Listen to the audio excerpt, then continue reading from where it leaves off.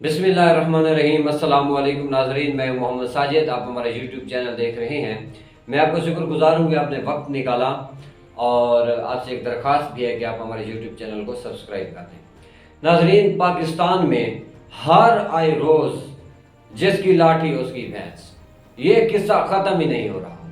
पाकिस्तान में जिसके पास पावर है, जिसके पास ताकत है, वो जिसको चाहे घर से उठा ले, जिसको चाहे तशद्दुद का निशाना बनाए, जिसको चाहे मार दे, जिसको चाहे वो पाकिस्तान से बाहर भगा दे, जिसको चाहे वो बाहर से बंदा उठा के पाकिस्तान में मुसल्लत कर दे। यही पाकिस्तान में हुआ है और 75-70 साल तारीख का यही खुलासा है पाकिस्तान में कि पाकिस्तान में जो शख्स वफादार हो पाकिस्तान का, वही शख्स सबसे बड़ा गद्दार है।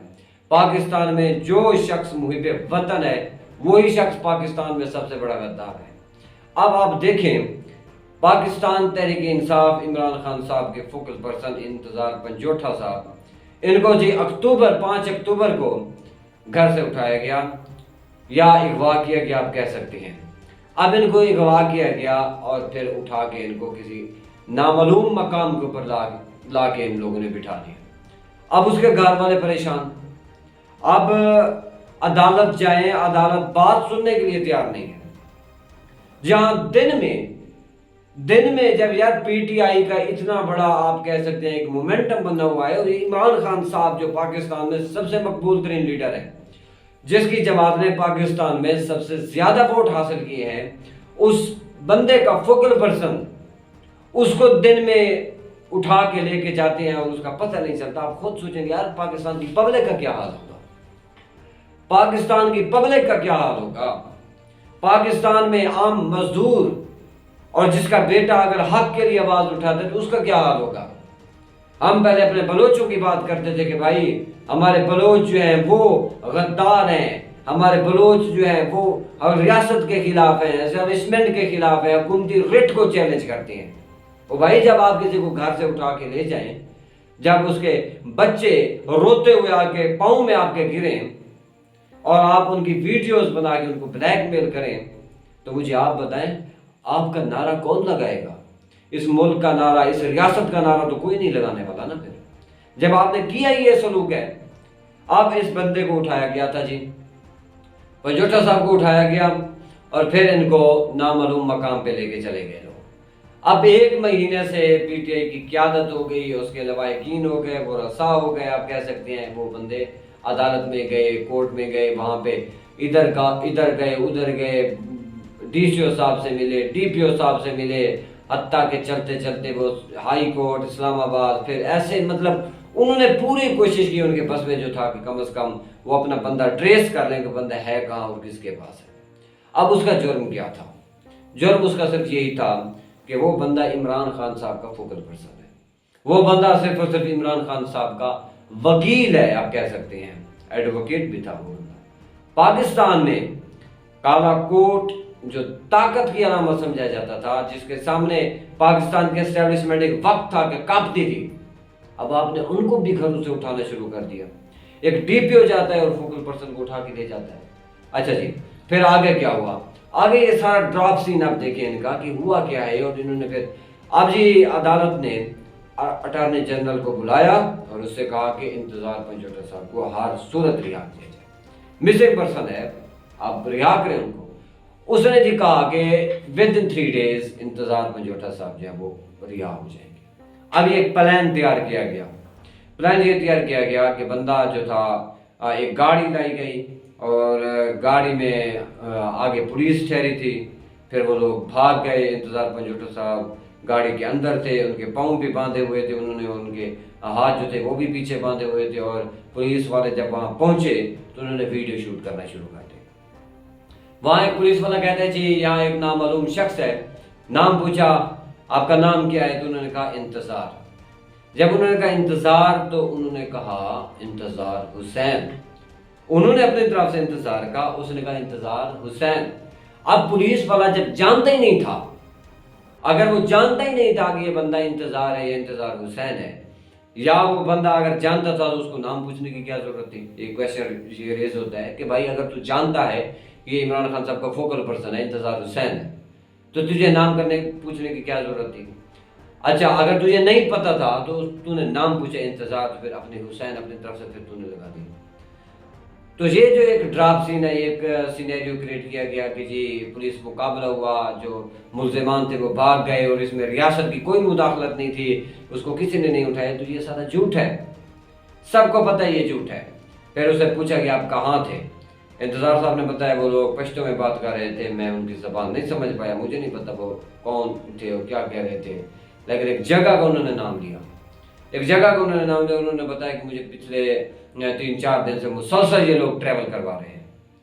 تو یہ جو ساری چیزیں ہیں یاد ہے پاکستان کے اندر ہو کیا رہا ہے کہ اگر ایک بندہ کسی کی حمایت میں کھڑا ہوتا ہے، اگر ایک بندہ کسی کی حمایت کرتا ہے، اگر ایک بندہ کسی کی جا کے بیک میں کھڑا ہوتا ہے، کسی کا مقدمہ لڑتا ہے، یہ تو الگ بات ہے کہ یار وہ بندہ جھوٹ بول رہا ہے یا سچ بول رہا ہے، یہ الگ بات ہے. اگر اس نے کوئی غلطی کی اس کو سزا ایک طریقہ کار سے ملنی چاہیے یار. اب وہ بندہ ایک مجرم ہے، اگر فرض کیا میں کوئی غلطی کرتا ہوں مجھے سزا دو، میرے گھر والوں کو کیا قصور ہے یار، ان کو آپ اذیت دے رہے ہیں. اب انتظار صاحب سے پیچھے اس کے گھر والے پریشان تھے، اس سے زیادہ ان کے جو ورثاء تھے ان کے لیے پریشانی کا مسئلہ بن گیا کہ بھائی بندہ ہمارا مل نہیں رہا، مر گیا ہے، زندہ ہے، کدھر ہے، کسی کا کوئی پتہ ہی نہیں ہے. اب پاکستان کے اندر جب اتنے بڑے لوگ اٹھا لیے جائیں اور ایک بڑی جماعت کا آپ کہہ سکتے ہیں فوکل پرسن، عمران خان صاحب کے فوکل پرسن تھے، تو مطلب بڑی جماعت کے فوکل پرسن تھے. اب ان کو انہوں نے اٹھایا اور عمران خان صاحب کے وہ قانون دان تھے، ان کو انہوں نے اٹھایا، جس طرح ان کے اوپر تشدد کیا گیا وہ پھر بندہ رو رہا تھا. پھر پولیس والوں نے اس سے فردر انفارمیشن لی کہ جی آپ کو کھانا دیتے تھے، انہوں نے کہا جی ہاں کبھی کبھی دیتے تھے لیکن زیادہ بھوکا رکھتے تھے. پھر انہوں نے کہا کہ آپ کو مارتے تھے، تو اس نے بتایا کہ جی ہاں پہلے میں جب گیا تو میرے اوپر بہت زیادہ تشدد کیا گیا اور مجھے مارا گیا. تو آپ دیکھیں کہ پاکستان میں ایک وکیل کے ساتھ جو اس وقت پاکستان کے جو اسٹیک ہولڈرز ہیں آپ کہہ سکتے ہیں ان کے ساتھ یہ سلوک ہو رہا ہے. اب ریاست جو ہے اس کی ریٹ کہاں جا رہی ہے؟ ایک پبلک بندہ، اب آپ مجھے بتائیں انتظار صاحب کے جو ورثاء تھے جس طرح اس کو ٹارچر کیا گیا، وہ بندہ باہر آیا، وہ کسی ریاست کا نعرہ نہیں لگائے گا. اگر آپ کا کوئی بھائی ہو، آپ کا کوئی آپ خاندان کا فیملی ممبر ہو آپ کا، اس کو اٹھا کے لے جائیں اور پھر اس کو تشدد کا نشانہ بنائے اور پھر اس کی ننگی ویڈیوز بنائی جائیں، پھر ان کو بلیک میل کیا جائے، تو آپ یا وہ کیوں ریاست کا نعرہ لگائے گا؟ ریاست کا کام تو تحفظ دینا ہے. اگر ریاست ہی اس چیز پہ آ گیا ہے کہ بھائی آپ گھر سے اٹھا لیں، اگر کوئی بات کرتا ہے ٹھیک ہے، اگر اس نے کوئی غلط بات کی، اگر اس نے کوئی جرم کیا تو ایک قانون طریقہ کار موجود ہے، پاکستان کے آئین کے تحت اس کو سزا ملنی چاہیے. عدالت میں پیش کریں اس کو اگر وہ وکٹم ثابت ہوتا ہے تو اس کے اوپر کارروائی کریں، اس کی سزا ہو. یہ طریقہ کار ہے. یہ تو نہیں ہے کہ آپ اس کو اٹھا کے لے جائیں اور پھر اس کو مینٹلی اتنا ٹارچر کریں کہ وہ بندہ اپنا نام بتانے کے قابل ہی نہ رہے. یہی سلوک آپ نے عمران ریاض خان صاحب کے ساتھ کیا، ان کے ساتھ بھی یہی سلوک کیا گیا. اب پاکستان کے وزیر اعظم صاحب شہباز شریف صاحب، پاکستان کی اسٹیبلشمنٹ اور یہ سارا جو پاکستان کی بیوروکریسی بیٹھی ہے، اب انہوں نے کوئی نوٹس نہیں دیا.